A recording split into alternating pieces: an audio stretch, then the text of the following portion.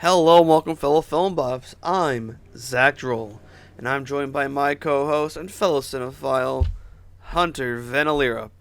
Akira! How's it been, man? How's it been? I mean, overall, besides watching this movie, pretty good. Not that this movie's bad, but it is a lot to take in. So, I can't wait to talk about it when we get farther down. But Jesus, dude, this is fucking weird. Yeah, I do agree with It's that. a non-stop roller coaster of why.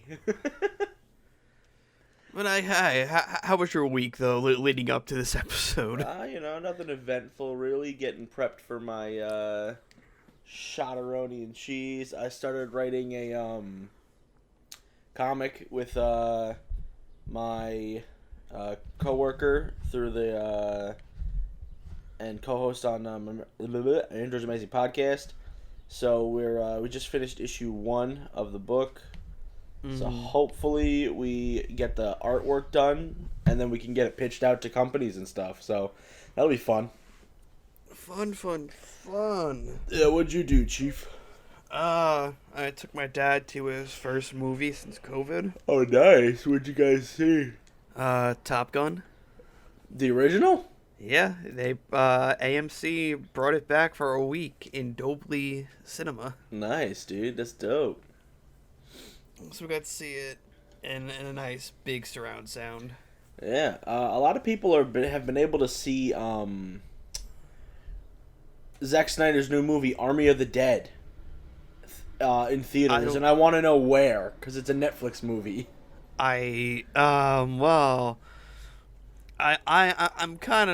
want to shove that movie out of my head or out of existence. Why, you watched it already? No, so they did a cross promotion with it on Sunday with WWE and their pay-per-view. Oh yeah, because Batista.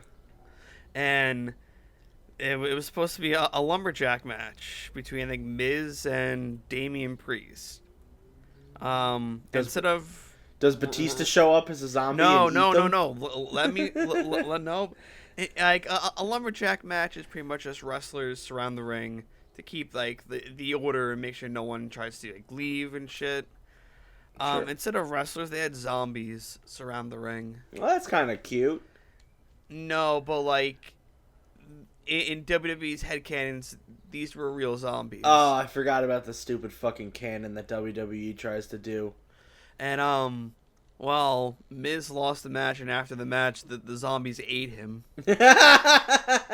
So the Miz This is man, dead? the Miz, is a 2-time former WWE champion, And now he's a zombie. That sucks. and he got eaten on live TV. I wonder if they're gonna keep that in as the as some headcanon and have what's his face be oh god, what's his face be dead for a bit as a zombie. I think that would be fucking funny. The sad thing is, during this match, Miz suffered his first real bad injury that wasn't a concussion. He tore his ACL. Oh my god, he's done. So he's gonna be out for he's gonna be out for like 9 months. Yeah, it's time for him to start acting. Johnny Cage, where you at? So this is gonna be rough. Ouchie wouchies, dude. But other than that, we are the box office losers. Each and every week, we deep dive into the movie spirit to watch and review any and all films that ever grace the silver screen or your TV screen. This week, we are talking about Akira. Yeah, man, exciting stuff. I've seen half of this movie once, so being able to watch it in full was kind of cool. There's like 2 different versions of this movie. Which I did not know about. I thought there was just a Funimation dub which came out in 2000 something. Turns out there's an original dub, which is cool, and not for 1988. And youchies. That's why I was texting my phone. I'm like, you know, there's 2 different dubs, right? I did not know because I do not care. I just went, oh, okay, I'm watching this one, and you went, I'm gonna watch the other one, and I went, why? Well, I personally, the other one had some funnier jokes. Mm. Because I think... how do you know you were watching the 1988 one? Did you watch it on Amazon or something? No, I watched it on fucking Kiss Anime. You sure it was that? You sure it was the original dub then? Yep. How can you tell? Because it was bad? Because it sounded like I was watching an anime from the 90s or like 80s and 90s. Oh, okay, cool. Yeah, I think the Funimation one was 2000 something, like 1 or 4. I forget. Because fucking, Kaneda, what? Kaneda. Kaneda. When he is like flirting with Kay is his fucking cousin. Oh no! No. So weird. So that's in the 1988 one. I can see why they would take that one out in the 2000 one. Yeah, it's a bit weird, yeah. Yeah. So Hunter, do you want to give us the overview? Yeah, man, I got this. So, Akira is a 1988 Japanese animated post-apocalyptic cyberpunk action film directed by Katsuhiro Otomo, produced by Ryōhei Suzuki and Shunzō Katō, and written by Otomo and Izo Hashimoto, based on Otomo's 1982 manga of the same name. But we'll get to it later. It wasn't finished by the time this movie came out, so there's a lot of differences between the two. So I would suggest reading the manga first, then watching the movie and seeing the alternate ending. It's similar but different. So Akira is set in a dystopian 2019. Just moved it up 1 year and it would have been the same. Akira tells the story of Shōtarō Kaneda, a leader of a biker gang whose childhood friend Tetsuo Shima acquires incredible telekinetic abilities after a motorcycle accident, eventually threatening an entire military complex amid chaos and rebellion in the sprawling, futuristic metropolis of Neo-Tokyo. Yeah, man, this movie, if you thought that was the plot, like, if you thought that summed up the plot nicely, it doesn't. It does not, yeah. This movie's fucking weird. There's, like, little old man babies, and it's uncomfortable. Little old man babies. Dude, little Benjamin Buttons. That's what I kept calling them. God fucking damn it. Little Benjamin Buttons. Am I wrong? I don't know. Oh. For some reason, I with this movie, I kind of thought that the bike was going to be a big focal point. No, it's literally one thing. Like the posters the are so misleading. I mean, he uses the bike a couple times, but the big kicker for the bike is the drift, and that's one time. Yeah, like, I thought he would drift like a bunch of times. He doesn't. Yeah. Yeah. All right, I'm gonna do the cast because I know you. I know you can't. Yeah. Good luck. I'm not gonna be much better, but at least I think I'll have it on the ringer at some point. So, if you just want to read the dubbed cast, you can. It's up to you. No, I'll go through the whole thing. We brought the box in here. Yeah. So this is the cast. This is gonna be the character name, the Japanese voice actor, the 1988 dub, and then the Funimation/Anime's dub. So we're gonna have all of the. I'm just gonna go through all of them because fuck it. I only recognize one person on this cast. It's Johnny Young Bosch, baby. Who doesn't love Johnny Young Bosch? So we have Shōtarō Kaneda, voiced by Mitsuo Iwata, Cam Clark, and Johnny Young Bosch. We got Tetsuo, voiced by Nozomu Sasaki, Stanley Gurr Jr., and Joshua Seth. Kai, or Kay, is voiced by Mami Koyama, or Mamie, Deanna Morris, and Wendy Lee. You got Colonel Shikishima. Where's the giant, Mansley? Taro Ishida, Anthony Mosdy, and James Leone. Got Dr. Onishi as Mizuo Suzuki. Louis LeMay and Simon Isaacson. We got Ryu as Tetsuo Ganda, Drew Thomas, and Robert Wicks. And then we have 25, 26, and 27. Those are the little baby kids. Marilyn Lane, Sandy Fox, Barbara Larson. Oh, I didn't read their Japanese voice actors. We got 25 as Fukue Ito, Marilyn Lane, and Sandy Fox. We then have Takashi as Tatsushiko Nakamura. I was mixing up the two names, they're too similar. Barbara Larson and Cody McKenzie. Cody McKenzie also did the voice for 27. Yeah, I'm getting there. Masaru as Kazuro Kamifuji. Bob Berger. Nice. And Cody McKenzie as well. And then last but not least, Kaori was Yuriko Fuchizaki, Barbara Larson, and Michelle Ruff. Oh, a lot of people in this movie. Good cast too. Like, I recognize Johnny Mbash's name, but I recognize the voices of a lot of these other people. I recognize Cam Clark as well, but I recognize a lot of the voices on the Funimation dub side, because Funimation likes to use a lot of in-house actors and actresses when they are doing their VAs for current anime. So Johnny Young Bosch is in like almost everything, and like you'll hear like the voice of Deku and Bakugo from My Hero Academia in almost everything. So it's cool, but also annoying, because it's like the Matt Mercer thing, or Liam O'Brien, where you hear them every single time you watch an anime. It's because they're doing it in-house, so it is what it is. That's fair. Yeah. It's also guaranteed jobs for certain people, and that's awesome in this day and age. So. Yeah. So the budget of this film was $5.5 million, which that's a lot for that time. It was 5.5 million US dollars. It was 700 million yen or something like that, which translates to 5.5 million, I think. And only made back in an estimated of 25 million. You say only made back like that's not a 20 million boost. But that's for an estimated. Anime movie that's in the not 80s? like a full. Yeah, like, I know. That's not like a full 100%. Yeah, but thing. it's estimated because they don't know the exact number, but it's about 25 million, which is crazy for a 1988 animated movie. Yes, it's been re-released a bunch of times in theaters, but still, for a classic, that's ridiculous. That's like Ghibli style money. Yeah, and so now the note reading of this thing is going to be a fun trip for. Yeah, I don't know how you're gonna do it, bro. I'm gonna have a fucking stroke by the end of this podcast. Yeah, there's a lot of notes for this too. Yeah, there's a lot of notes. I have I went through everything, and surprisingly, it did not mention the one fun fact that I have brought up.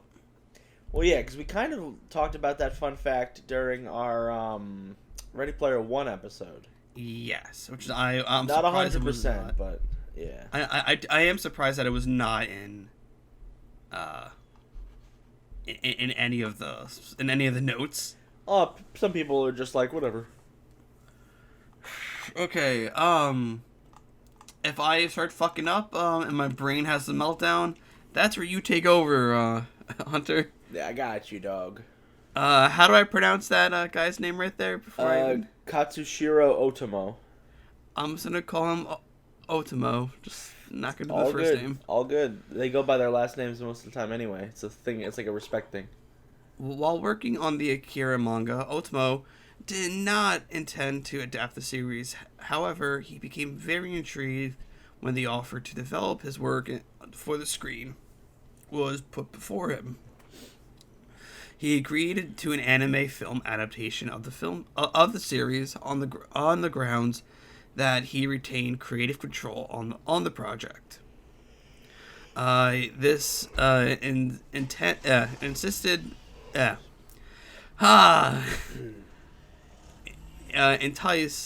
Insisted was This what is that word?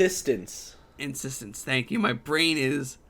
I woke up like not too long ago. Enticed. What was based on the experience working on Harmageddon. I was gonna say that. It's a great name for whatever the fuck it is. It's really good. Harmageddon. Let's go. The Akira Committee, right? Committee, right? Yeah. All right. Was the name given to the partnership of several major Japanese entertainment companies, brought together to realize production of an Akira film. The group assembly was necessitated by the unconventionally high budget of around 1,100,000,000 yen, intended to achieve the desired epic standard quality to Otomo over 2,000 page manga tale. That's 2,000 page tale? Really? Okay. It's a the big committee, book, man. The committee consisted of. Can you read those names? Yeah, one sec. Because I'm gonna butcher them and I'm gonna feel bad. These aren't people, these are companies. I know, still. Kodansha, Mainichi Broadcasting System, Bandai, Hokuhando, Toho Laserdisc Corporation, and Sumitomo Corporation. Got you. Who all forwarded money and promotion towards the film. The animation of the film was provided by an animation producer, Tokyo Movie, Shinsai, now TMS Entertainment. Alright, do you want to pick up so I can not die? So you can recoup from your fucking whole situation? I don't read that much. I listen to audiobooks, so... Oh, yeah, I see. So, yeah. Yeah, I'll pick right, up. Akira had pre-scored dialogue, wherein the dialogue was recorded before the film's production. Yeah, this is dubbing. And super fluid motion, as realized in the film's more than 160,000 animation cells, and you can tell this is crisp. Computer-generated imagery was also used in the film, created by High Tech Lab, which is a Japanese corporation, and a bunch of other corporations, such as Tsushima Electronic Systems and Wavefront Technologies, primarily to animate the pattern indicator used by Dr. Onishi, but it was additionally used to plot the paths of falling objects, model parallax effects on backgrounds, and tweak lighting lenses and lens flares. Unlike its live-action predecessors, Akira also had the budget to show a fully realized futuristic Tokyo. The film's budget, like we said, was 700 million yen, or 5.5 million US dollars. It was the most expensive anime film up till then, surpassing the previous record of the Miyazaki Studio Ghibli film Castle in the Sky, which had cost 500 million yen. Before Akira was itself surpassed a year later by Kiki's Delivery Service, just flexing on them, which was 800 million. A teaser trailer for Akira was released in 1987. The film's main production was completed by 87, with sound recording and mixing done in early 88, and it was released in 88, 2 years before the manga officially ended in 1990. This is where I said that it wasn't fully finished, so they had to, kind of just give us an ending, even though it wasn't an ending. I feel like that this ending was drawn out way too far. Yeah, because he was just like, let's see what I can do with what we have so far. Because he didn't know how he was going to end it either. At least not fully. Yeah. Or at least that was one of his ideas, and then he was like, can't do that. Otomo is claimed to have filled 2,000 pages of notebooks containing various ideas and character designs for the film. But the final storyboard consisted of a trimmed down 738 pages. Jeez, that's trimmed. He had difficulty completing the manga. Otomo had stated that the inspiration for its conclusion arose from a conversation that he had with Alejandro Jodorowsky in 1990. He had later recalled the film project had to begin with the writing of an ending that would bring suitable closure to the major characters, storylines, and themes without being extraordinarily lengthy, so that he could know in reverse order which manga elements would make the cut into the anime, and thus suitably resolve the manga's various elements into a lean 2-hour story. Yeah, this movie's a fat, chunky 2 hours, dude. Yeah, like, I'm feeling like if it wasn't for that ending, this film could have been a nice, 145. Oh, for easily. Sure. And I was like, it's like the 2 hours, I'm like, okay. And then, towards maybe, the last 10 minutes or last 15 minutes, I tuned out. That's fair. Because I'm like, nothing important's happening. It's just explosion, and not much kind of notable shit. I'm like, okay, we're done. Yeah. We're getting back here. or goodbye. Yeah, nothing crazy. Otomo is a big fan of the Tetsujin 28 Go. As a result, his naming convention matched the characters featured in that piece of media image I just mentioned. Kaneda shares his name with the protagonist of that story, Colonel Shima.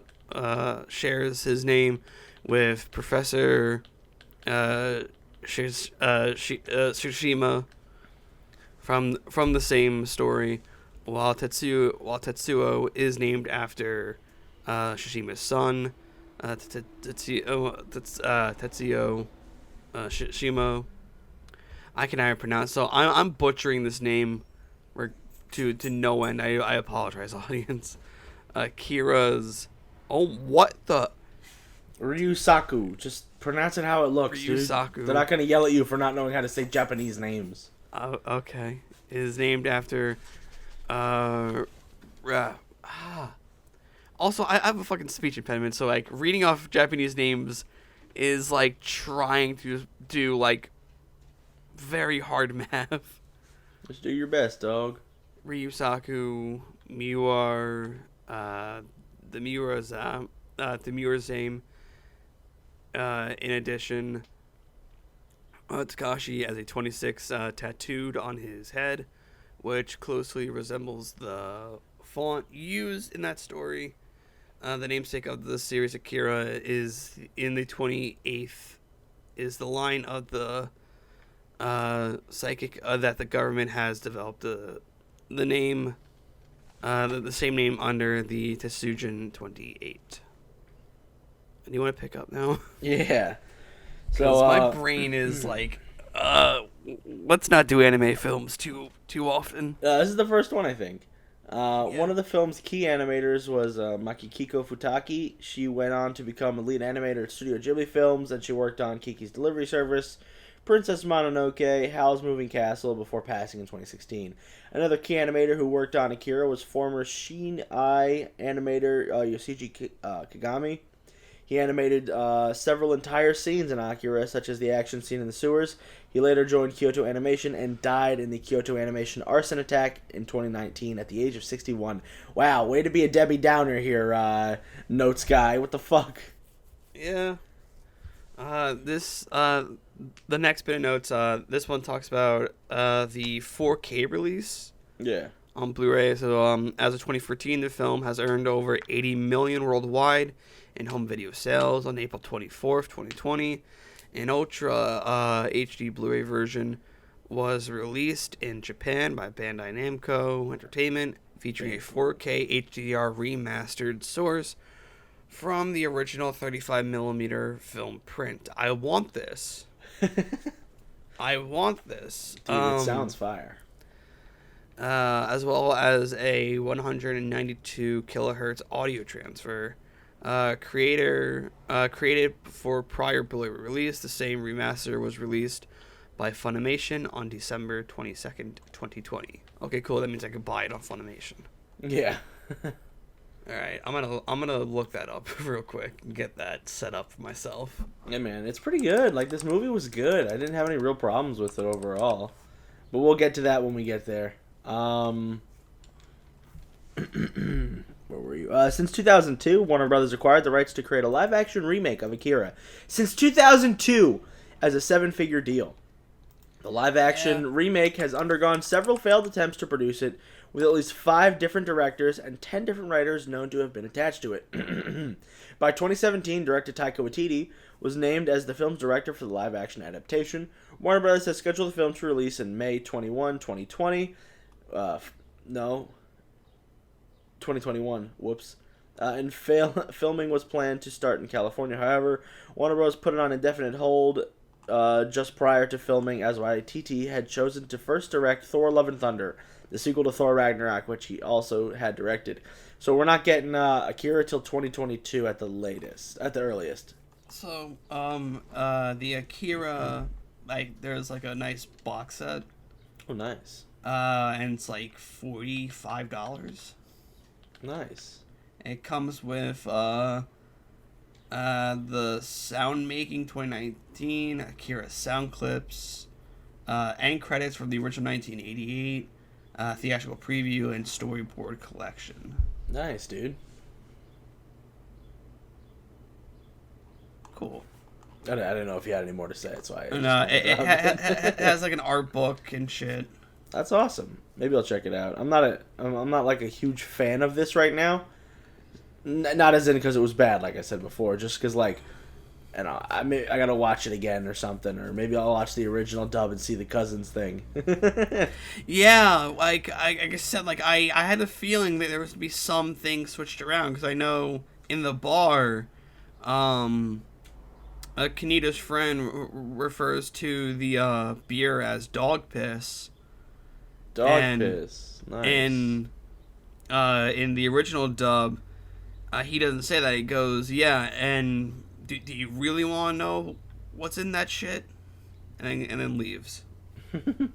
So like, yeah, I had to figure that the dubbing was going to be vastly different compared to the old one. Yeah. That's to be assumed with a lot of this stuff, though.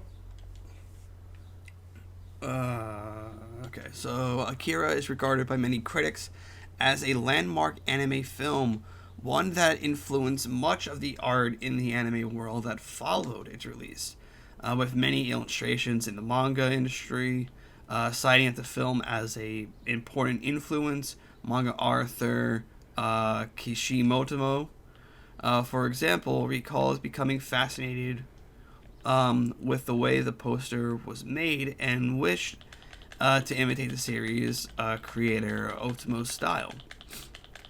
Yeah. Are you playing video games right now? Because I hear just the clicking of your controller. I was playing a little bit of Hitman. Okay. The film had a significant impact on pop culture worldwide. Oh, really? Did it now? The film led the way for the growth in popularity of anime outside Japan, as well as the Japanese pop culture in the Western world. Akira is considered a forerunner of the second wave of anime fandom that began in the early 90s and gained a massive cult following. Since then, it is cited with setting the scenes for anime franchises such as Pokemon, Dragon Ball, and Naruto to become global cultural phenomenons. According to The Guardian, the cult 1988 anime taught Western filmmakers new ideas in storytelling and helped cartoons grow up. That's fair. I see it. Oh, have fun reading this one. Oh my god, why did you do this to me? So many inspirations. We got the influences, baby. So, Akira has influenced numerous works in animation, comics, film, music, television, and video games. It inspired a wave of Japanese cyberpunk works, including manga and anime series such as Ghost in the Shell, Alita Battle Angel, or Battle Angel Alita, Cowboy Bebop, Serial Experiments Lane, and Elfen Lied. Oh god. The live-action Japanese films such as Tetsuo the Iron Man, and video games such as Snatcher and Metal Gear Solid, both from Hideo Kojima, and Squaresoft's Final Fantasy, was that 7?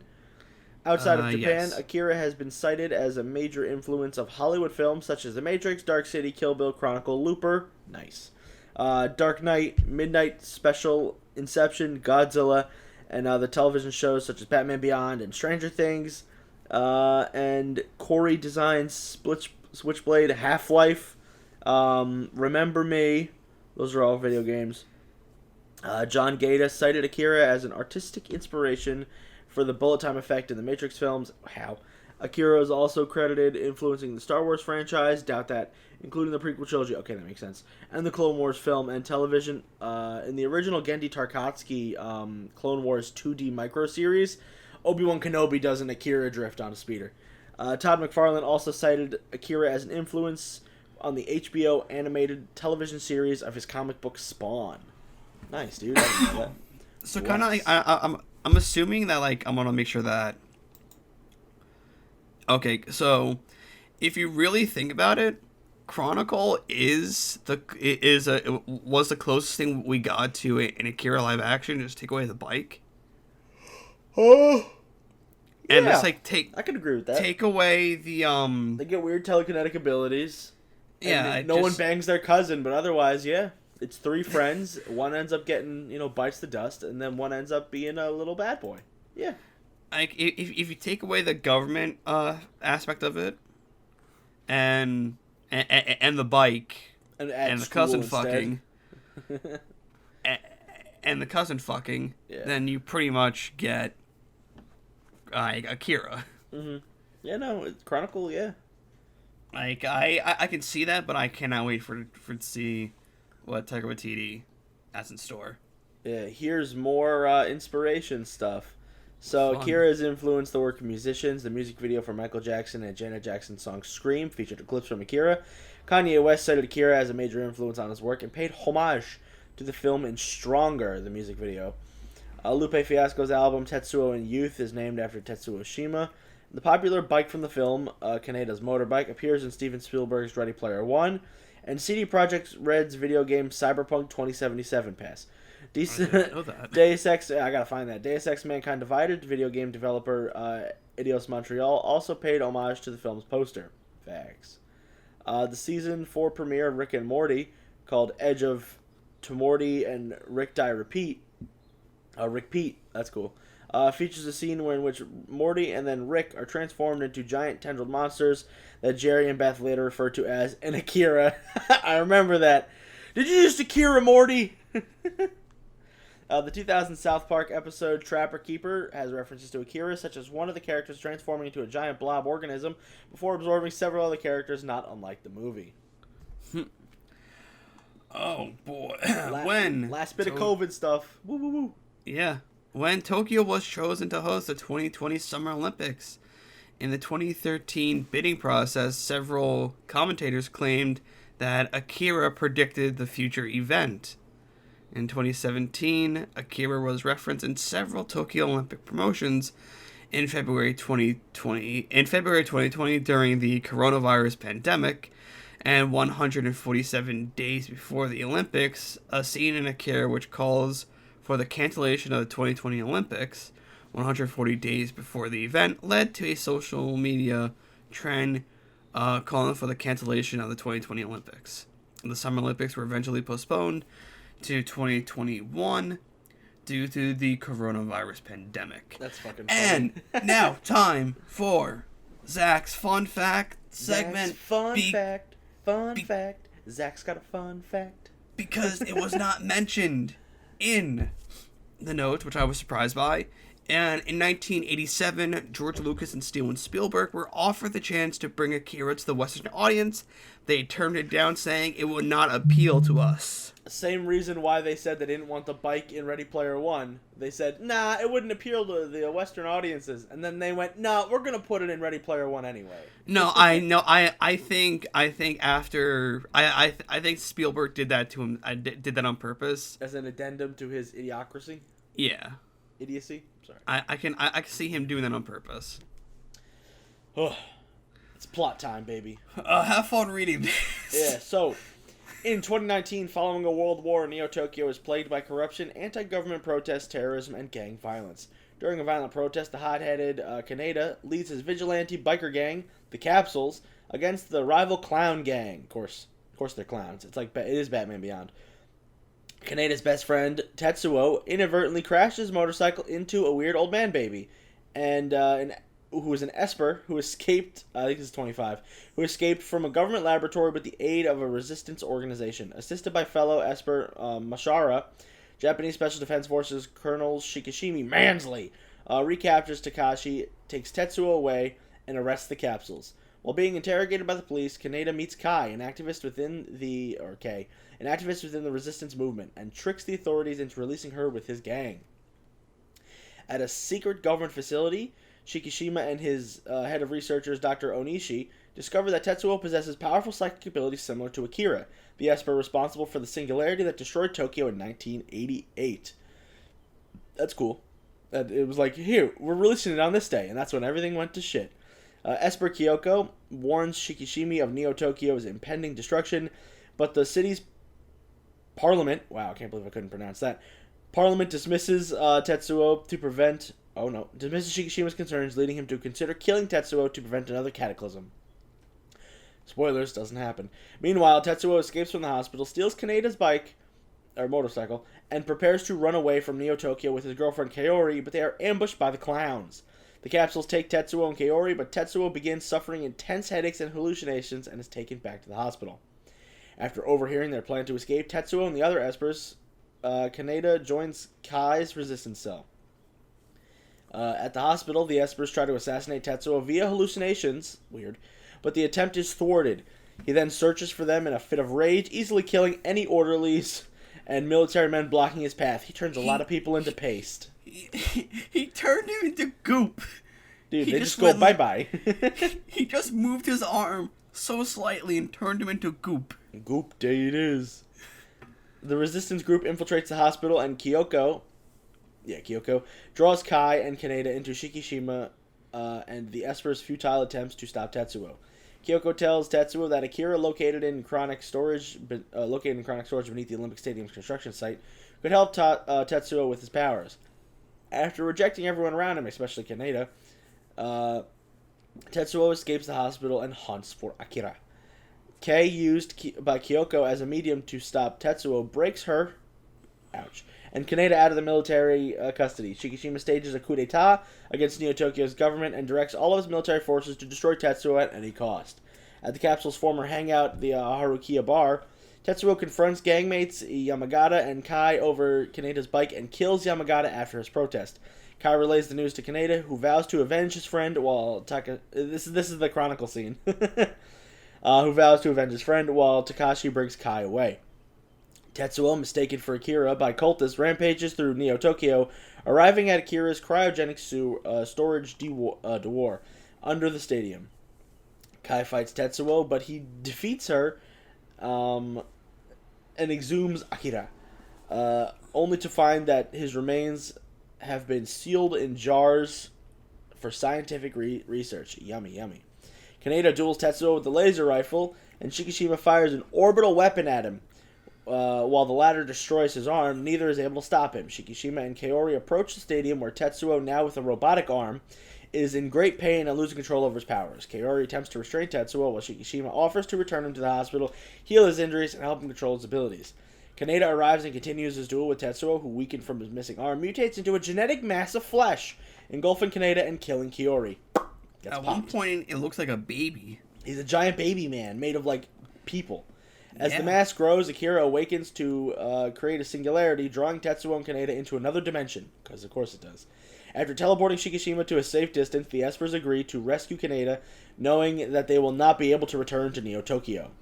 In the singularity, Kaneda experiences Tetsuo and the Espers' childhoods, including he and Tetsuo's friendship as the Espers' psychic training before Tokyo's destruction. The Espers, which are the old people babies, return Kaneda to Neo-Tokyo, informing him that Akira will take Tetsuo to safety and that Kai is developing psychic abilities. After witnessing the birth of a universe, Onishiro's laboratory crushes him to death. Nice. After consuming most of Neo-Tokyo, the singularity disappears and water floods the crater left in its place. Kaneda, mourning the loss of Tetsuo, discovers that Kai have survived, and they ride off into the ruins while... I think Kei and Kai. It's Kei and Kai. Have survived as they ride off into the ruins while Shikishima watches the sunrise. Tetsuo humbly introduces himself as another unspecified level of existence and triggers a big bang.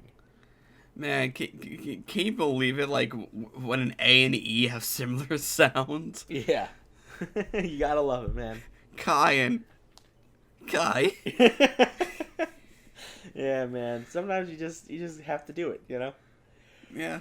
I didn't take that many notes. There's not a lot to talk about besides the visual stuff, because this movie is all a bunch of gross and death. So we kind of got that covered in my notes, and I think you got a lot of the same stuff covered as well.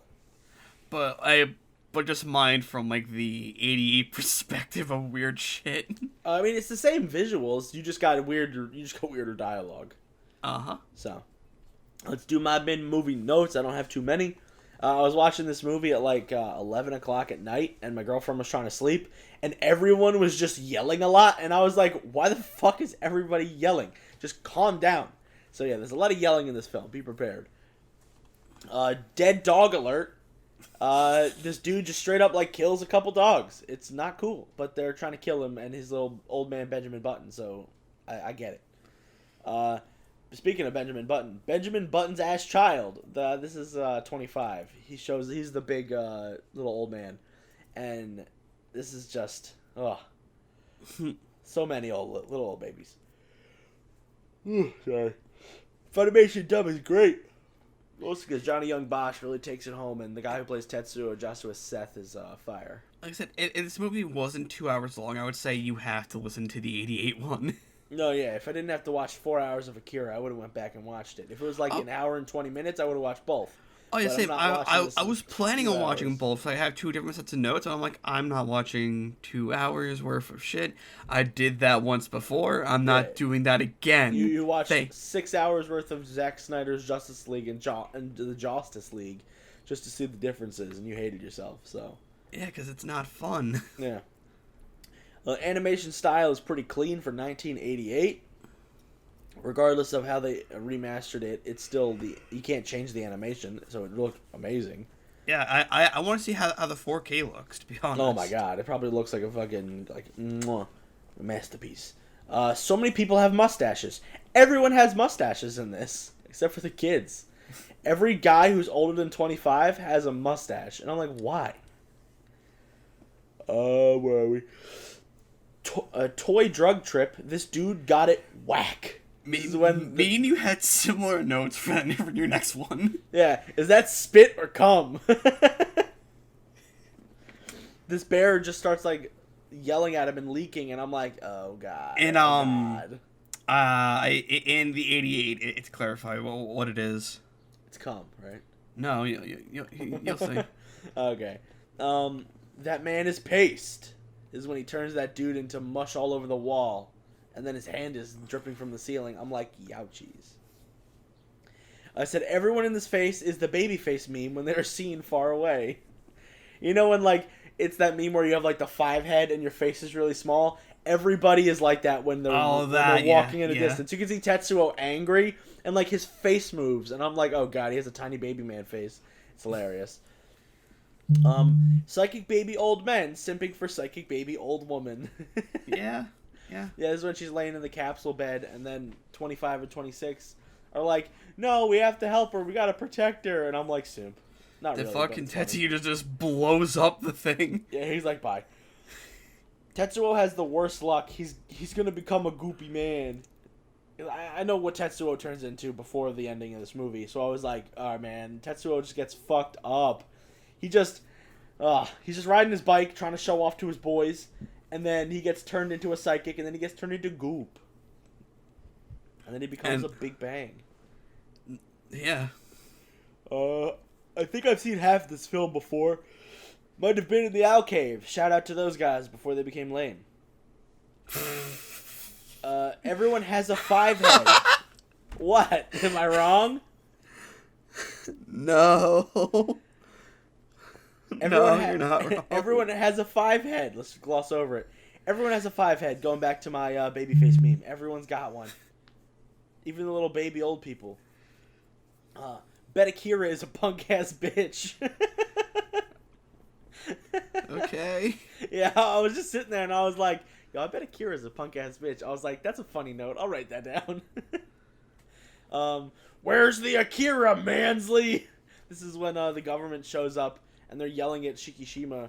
And they're like, where is it, dude? Where's Akira? Where's he at? And I'm just like, where's the giant, Mansley? It's funny. Hey, man. Iron Giant, baby. Superman. We gotta put that on the list. Yeah, we definitely do. And then my final note. This movie is gross. Okay. It's so gross, dude. It could be worse, but it's pretty bad. Okay, so... Here are my movie notes, and once again, I watched the 1988 dub to get that full experience. Dude got fucked up in the diner. That's when the motorcycle crashed in the window and crushed his head. Oh my god, yeah. He shot 2 dogs in cold blood. Happens. Who the fuck is this, Boss Baby? This is when the guy. This is when the big one showed up in the chair. Yeah. And was like 25. Come.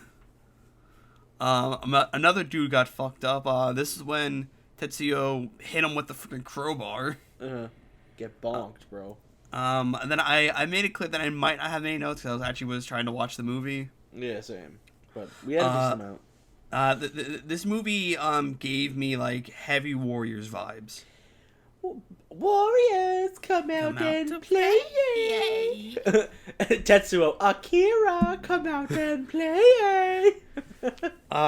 This is when Tetsuo's girlfriend was at the laundromat and the girl from her school was talking on the phone, talking about her, I think, kind of like her chaperone. RA. Yeah, her RA for college. And he said that old bitch who looks like a goat. Get fucked, dude.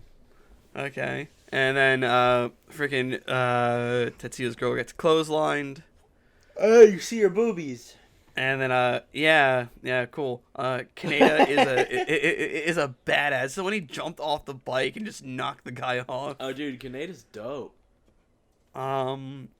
This one looks like a doll mixed with an old zombie.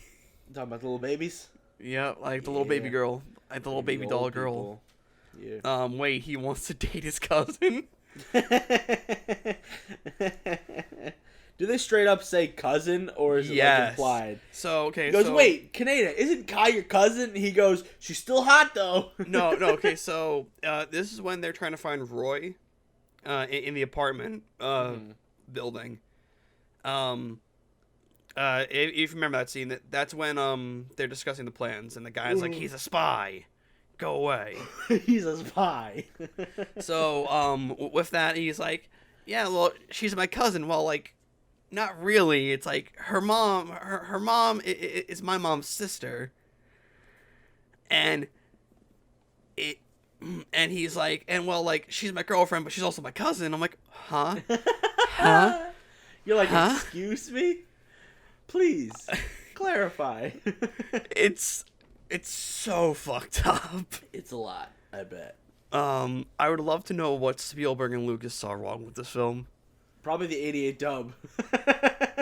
Well, if you tell me that they watched the 2000 dub and went, or even the original sub, and went, nah, pass, I think they'd be stupid. But if they watched the 88 dub in theaters right before they decided to not take it, I would have been like, no, I get it. I don't want it. I wouldn't want this either. This is, I said, fuck that. If I saw my stuffed animals doing this, I would burn the building down. They're just climbing around and he's leaking cum. Update, it's milk. That's worse. It's said, I think when, Tetsuo falls into, like, a full pool of it, he goes, milk? Imagine if he went, cum. I would have been like, okay, cool. Like, great, cool. And he just turned him into goop. Dude, everyone gets gooped in this film. So this is when Kay and little Benjamin Button girl kind of just like fade off into nothingness. Yeah, they walk on the water and then go bye. Yeah, I'm like, and they're gone, but are we just gonna ignore that she walked on water? Yeah, it's weird. Psychic powers let you walk on water, apparently. The Afro-religious dude got hit by a car. R.I.P. Bye-bye arm. Yeah. Okay, can we talk about how Kaneda did not get affected by the orbital blast? It's because he had a rock over his head. No. He's invincible. I think it's... Oh, no, he got protected by the shield. I think Tetsuo put up a shield to protect him. Okay. I was very confused. I believe that's what it was. Into space we go. Yeah, he just fucking goes. Yo, robot arm?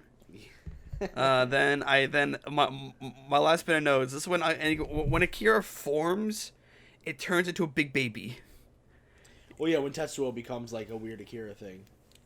And then also like he killed his girlfriend by just crushing her to death. Yeah, I was like, oh my god. Dead. Yeah. All right. So now on to the review portion on Rotten Tomatoes. The film has an approval score rating of 90% based on 51 reviews, with an average rating of 7.79 out of 10. The audience rating is also a 90%. The site's critical consensus reads, Akira is strikingly bloody and violent, but its phenomenal animation and sheer kinetic energy helped set the standard for modern-day anime. Facts, dude. All right, because I gave this a little bit higher than you by a whole point. A whole point. But I will get into why. Yeah, for sure. I'm going to read off that good review. This is from Chris Stuckman of chrisstuckman.com and Chris Stuckman YouTube channel. The opening motorbike chase is still thrilling, but the dedication to the background, as well as crowds of people filling the screen, explosions happening in the distance, and a jaw-dropping sense of scope make Akira the classic that it is. I would definitely say it's a classic. I agree. Good job. And I found the most brutal review for the worst one. Yeah, let's get ready on this. I didn't give it a bad score, as a heads up, but I'm going to read Jonathan Rosenbaum's bad review from the Chicago Reader.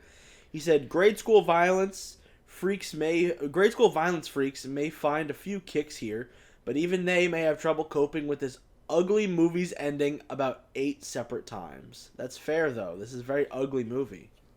It's ugly in the sense of the material, not in the animation. The animation is clean. The material is very ugly. There's cummy bears. There's little old babies. There's also, giant babies. To give perspective, so that review was written in 2007, and also that reviewer is a very old person. Oh no. Still, it's kind of ugly though. It's not too ugly. It's a little ugly.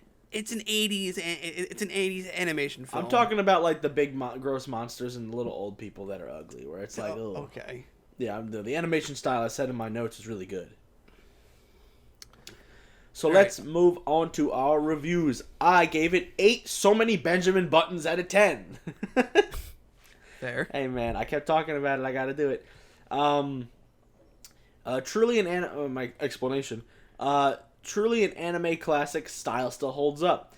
Even if it's not 100% faithful to the manga, it still provides a satisfying ending. Can't wait to see what Taika comes up with. Oh, I agree. I think he'll adapt the full-on manga now that it's been over for years. So we might get a totally different ending, which I think is kind of cool, because then it separates the two.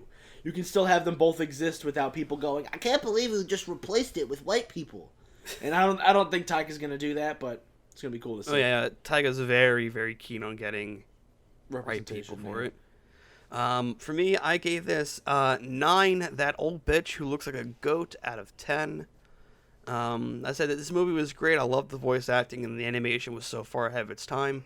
The only thing keeping this from being a perfect 10 is the ending is a bit drawn out, but overall I will say this is a great movie. Yeah, I think if Taika adapts it and does the ending that is in the manga, I think we're going to see a really, really good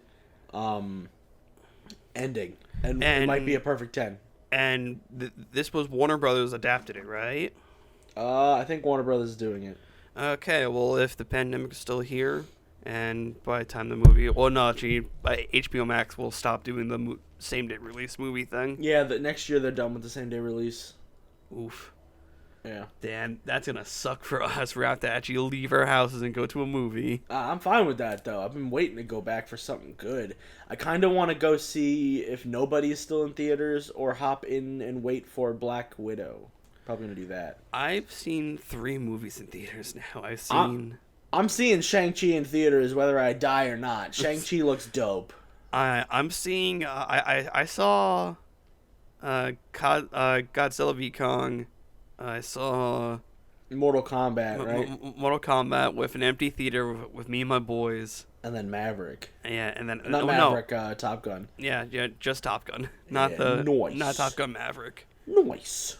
Such a good movie that was. I can't wait for the new one to come out. Yeah. Alright, Hunter, kick us off with that outro.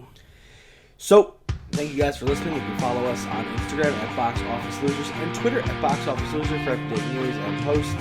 Don't forget to subscribe, leave a review, and share with a friend. It really helps us out in the algorithmic nonsense that is podcasting. But before we say a fond farewell, Akira style. Zach, where can we find you on the internet? You can find me literally everywhere at Dark Shadow Zack on all social media platforms. You can catch me every Thursday for the AEW Injection. That's a show I host where I review AEW Dynamite this week. Also, don't know when it's being released, but my new show, the pilot, has been filmed. Nice. I'm after we're done recording, I'm going to talk to my executive producer, my former professor, about the show. Other than that, Hunter, where can we find you? You can find me at oh my god, Scruffy Moose Man. Almost forgot. That's about right. Almost everywhere on the internet, Instagram, Twitter, whatever. You can find me at Android's Amazing Podcast, which is a comic book podcast I host with my coworker and co-writer. You can follow me at Farthest, which is a Star Wars podcast I do with my best friend. We talk about the wars. And you can follow me at obviously Box Office Losers to see when we're putting up our new episode. So yeah, that's it, guys. Alright, we'll see you all next week for Space Jam. No, Kick-Ass. Space Jam. Space Jam comes out next week. Space Jam. I don't know when Space Jam comes out, but we gotta cover the original and then Space Jam Legacy. Or do you want to just cover Space Jam Legacy? I don't care. I'm watching it when it comes out regardless, and if it's really good, we'll talk about it. I'll make notes on a separate notes page just in case, so I can bring them in. Alright. Maybe Space Jam. We'll see. Peace. Maybe Kick-Ass, we don't know. Probably Kick-Ass. Maybe Space Jam. Peace.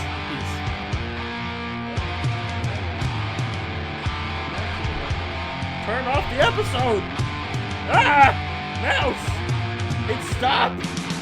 It stopped! Mouse!